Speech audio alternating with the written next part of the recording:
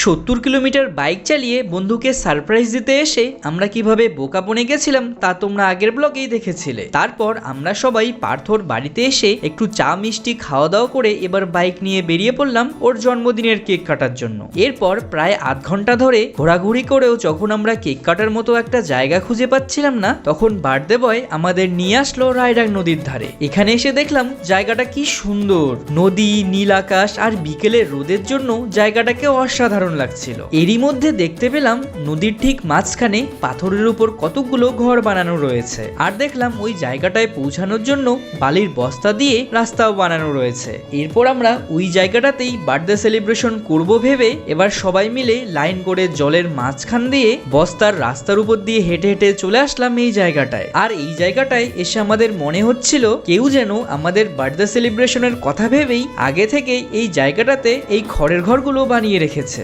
এরপর আমরা কিছু জোগাড় বুদ্ধি কাজে লাগিয়ে একটা খড়ের ঘরের নিচে কয়েকটা বাঁশের উপর কেকটাকে রেখে দিলাম, আর তারপর আমাদের বার্থডে বয়কে পাথরের উপর বসিয়ে দিলাম। এরপর হ্যাপি বার্থডে গানের সঙ্গে সঙ্গে পার্থর জন্মদিনের কেক কাটা শেষ হয়ে গেলে এবার আমরা সবাই মিলে কেকের অর্ধেকটা এখানেই খেয়ে শেষ করে ফেললাম। এরপর পরন্ত বিকেলে এই সুন্দর জায়গাটাতে কিছুক্ষণ সময় কাটিয়ে এবার বাড়ি ফেরার জন্য আবারও বালির বস্তার উপর দিয়ে নদী পার হওয়া শুরু করলাম। আর তোমাদের আমাদের বন্ধুর বার্থডে সেলিব্রেশনটা কেমন লাগলো কমেন্ট করে অবশ্যই জানিও।